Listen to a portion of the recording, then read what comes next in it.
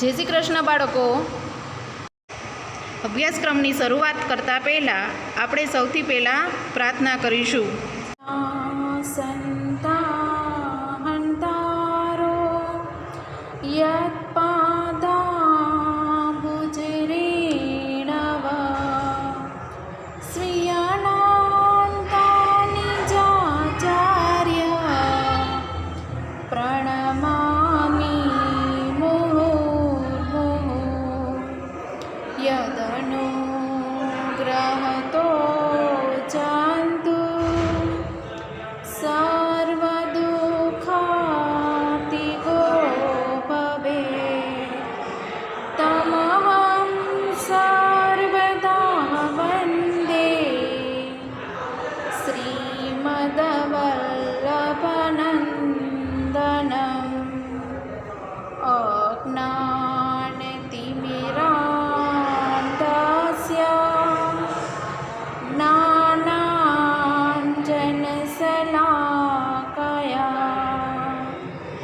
चक्षुरुन्मीलितं येन तस्मै श्रीगुरुवे नमः। नमामि हृदये शेषे लीलाक्षिराब्धिसायिनं लक्ष्मीसहस्रलीलाभिः सेव्यमानं कलानिधिः चतुरभिस्या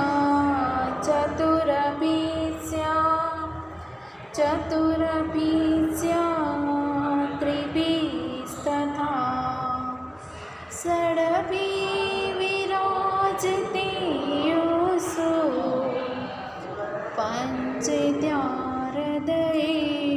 मम पञ्चद्वारदये मम। जय श्री कृष्ण बधाने।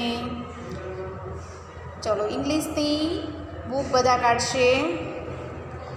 एमां लेसन आपणे आवशुं 5। कयो लेसन आव्या 5। हवे जुओ आपणे आगळना विडियोमां आपणे करी चूक्या छीए। फरीथी आपणे रिविजन करीशुं।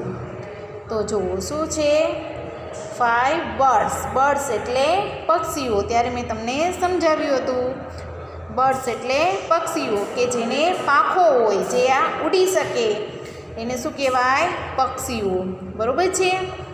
हवे जो अहींया चित्र जो तमने शेनुं देखाय छे? तो तमने अहींया स्पेलिंग आपेला छे, उच्चार आपेलो छे अने तेनो अर्थ आपेलो छे। तो जो चित्र तमने शेनुं देखाय छे? तो के हेन। HEN। हेन एटले मरघी। HEN हेन एटले मरघी। पछी बीजું चित्र જોવો બધા। શેનું છે? તો કે ઘુવડ। OWL આઉલ એટલે ઘુવડ। OWL આઉલ એટલે ઘુવડ। એના પછી ચિત્ર જોવો। શેનું દેખાય છે? તો કે કૂકડો। COCK કોક એટલે કૂકડો। COCK કોક એટલે કૂકડો। પછી એના પછી જોવો શેનું દેખાય છે? તો કે કાગડો દેખાય છે ને। તો હવે જો એનો સ્પેલિંગ જોઈએ આપણે। CROW ક્રો એટલે કાગડો। CROW ક્રો એટલે કાગડો। જો એના પછી જો શેનું છે? તો કે બતક। DUCK ડક એટલે બતક। DUCK ડક એટલે બતક। જી એના પછી જુઓ શેનું ચિત્ર છે? તો કે હંસ। SWAN શ્વાન એટલે હંસ। SWAN સ્વાન એટલે હંસ। જો એના પછી જુઓ શેનું છે તો કે કબૂતર. શેનું દેખાય છે તો કે કબૂતરનું. તો કે DOVE ડવ એટલે કબૂતર. DOVE ડવ એટલે કબૂતર. પછી શેનું દેખાય છે તો કે પોપટ. PARROT પેરટ એટલે પોપટ. PARROT પેરટ એટલે પોપટ. પછી છે ચકલીનું. તો કે SPARROW સ્પેરો એટલે ચકલી. SPARROW સ્પેરો એટલે ચકલી. એના પછી છે મોર. PAPEACOCK પીકોક એટલે મોર. PEACOCK પીકોક એટલે મોર. પછી છે ગરુડ. શેનું દેખાય છે ગરુડનું. તો કે EAGLE ઈગલ એટલે ગરુડ. EAGLE ઈગલ એટલે ગરુડ.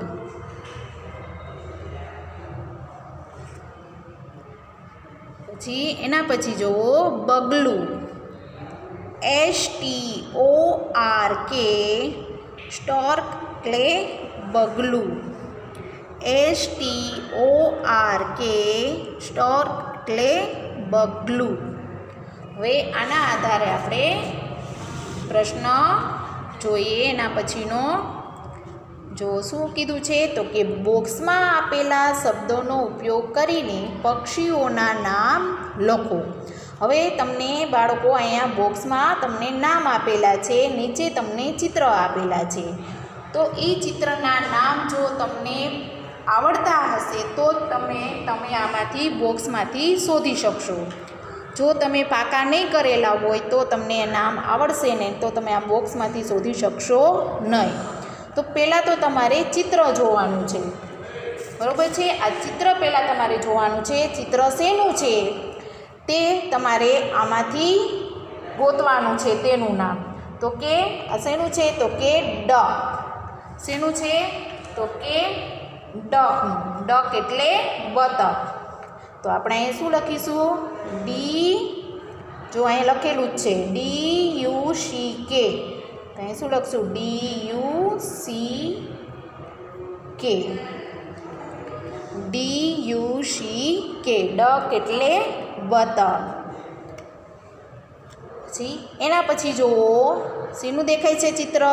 શેનું આપેલું છે તો કે હેન.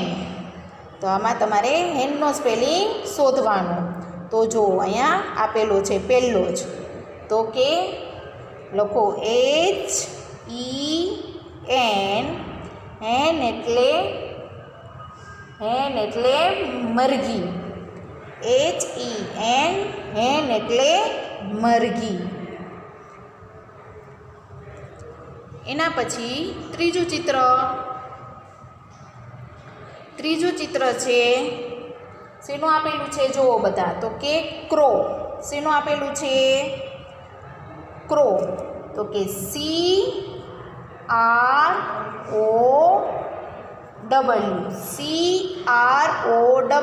ક્રો એટલે કાગડો. ક્રો એટલે કાગડો.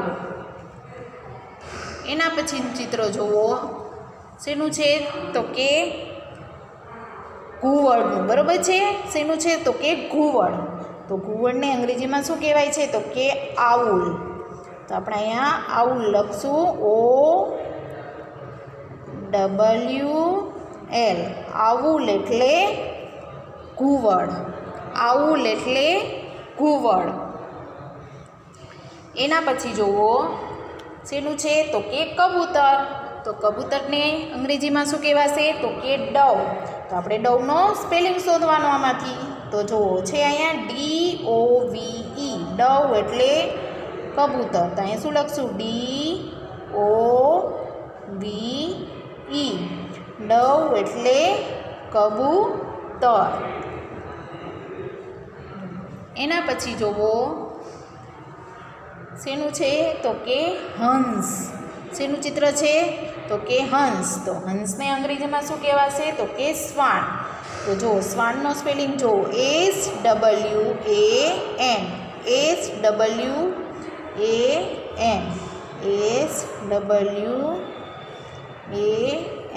SWAN, સ્વાન એટલે હંસ. સ્વાન એટલે હંસ. એના પછી જુઓ શેનું ચિત્ર છે? તો કે કૂકડો. શેનું ચિત્ર દેખાય છે? તો કે કૂકડાનું. તો કૂકડાને અંગ્રેજીમાં શું કહેવાશે? તો કે કોક. બરાબર છે? શું કહેવાશે? તો કે કોક. તો આપણે કોકનો સ્પેલિંગ અહીં લખીશું COCK. કૂક એટલે કૂકડો.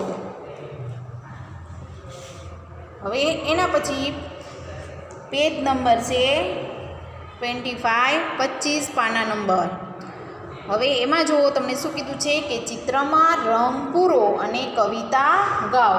હવે જો તમને અહીંયા ચિત્ર આપેલું છે, જો અહીંયા એક છોકરી છે અને અહીંયા એક કબૂતર, એક પક્ષી આપેલું છે. બરાબર છે? એક પક્ષી આપેલું છે, પક્ષી બારીમાં બેઠું છે. હવે આપણે નીચેની કવિતા આપણે ગાવાની છે. છોકરી કવિતા ગાઈ રહી છે. જો શું કીધું છે એમાં?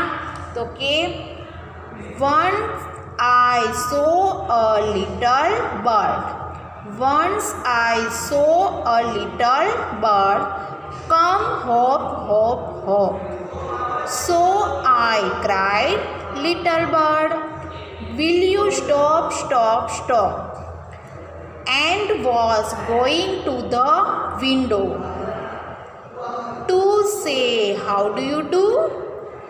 But he shook his little tail, and far away he flew. આ કવિતા તમારે હવે ગાવાની છે અને મોઢે પણ કરવાની છે. હવે જો તમને અહીંયા શું આપ્યું છે કે once I saw a little bird. Once I saw a little bird. તો આ જો તમને એક છોકરી દેખાય છે. છોકરી શું કરી રહી છે? તો કે કવિતા ગાઈ રહી છે. once એટલે કે એકવાર. once એટલે કે એકવાર અને સો એટલે કે જોવું. once એટલે કે એકવાર, સો એટલે કે જોવું અને લિટલ એટલે કે નાનું. લિટલ એટલે કે નાનું અને બર્ડ એટલે કે પક્ષી. એટલે કે એકવાર મેં પક્ષી જોયું હતું. આ છોકરી ગીત ગાઈ રહી છે, પક્ષીની સામે જોઈ. તો કે મેં એકવાર પક્ષી જોયું હતું. પછી શું કહે છે કે કમ હોપ હોપ હોપ. એટલે શું કહે છે કે તેને હોપ હોપ કરીને બોલાવે છે. કમ એટલે કે આવવું. કમ એટલે કે આવવું અને તેને બોલાવે છે. કોને બોલાવે છે? તો કે પક્ષીને હોપ હોપ કરીને પક્ષીને બોલાવે છે. સો આઈ ક્રાઇડ લિટલ બર્ડ. શું કહે છે કે લિટલ બર્ડ એટલે કે કેવું પક્ષી છે? તો કે નાનું પક્ષી છે. કેવું છે? તો કે સરસ મજાનું નાનું પક્ષી છે. લિટલ એટલે કે નાનું અને બર્ડ એટલે પક્ષી. Will you stop, stop, stop. તો શું કહે છે કે ઊભા રહેશો. શું કહે છે પક્ષીને કે તમે ઊભા રહેશો. તો શું કહે છે and was going to the window. શું કીધું છે કે ગોઈંગ એટલે કે જવું. ગોઈંગ એટલે કે જવું. તો તે છોકરી બારી પાસે આવી રહી છે. ગોઈંગ એટલે કે જવું. એટલે આ છોકરી ક્યાં જાય છે? બારી પાસે જાય છે. પછી શું કહે છે કે to say how do you do. To say how do you do. એટલે પક્ષીને શું કહે છે કે તમે શું કરો છો? શું કરે છે? તમે શું કરો છો? તો કે but he shook his little tail. એટલે જુઓ સૂક કે સૂક એટલે હલાવવું, સૂક એટલે કે હલાવવું, અને લિટલ એટલે કે નાનું, લિટલ એટલે કે નાનું, અને ટેલ એટલે કે પૂંછડી, એટલે કે તેની જે પક્ષી છે તેની નાની પૂંછડીને તે હલાવી રહી છે. શું કરી રહી છે? તે નાની પૂંછડીને હલાવી રહી છે. And far away he flu, and far away he flu, બરાબર છે. એટલે શું કહે છે? ફાર એટલે કે દૂર, ફાર એટલે કે દૂર, અને ફ્લુ એટલે કે ઉઠવું, ફ્લુ એટલે કે ઉઠવું. છોકરી એની પાસે જાય છે તો તે પક્ષી શું થાય છે? તો કે ઉડી જાય છે. મેં અહીંયા તમને કીધું ને કે ફાર એટલે કે દૂર અને ફ્લુ એટલે કે ઉડવું, એટલે કે છોકરી જ્યારે બારી પાસે જાય છે તો પક્ષી શું થઈ જાય છે? ત્યાંથી ઉડી જાય છે. સમજાઈ ગયું બધાને કવિતામાં? તો સરસ મજાના તમારે આમાં રંગ પૂરવાના છે, અને સાથે સાથે જે સ્પેલિંગ આપેલા છે તે સ્પેલિંગ પાક્કા કરી નાખવાના છે. સમજાઈ ગયું? હવે જે આપણે આગળનું છે તે આપણે આવતા વિડીયોમાં જોઈશું. તો બધા બાળકોને જય શ્રી કૃષ્ણ.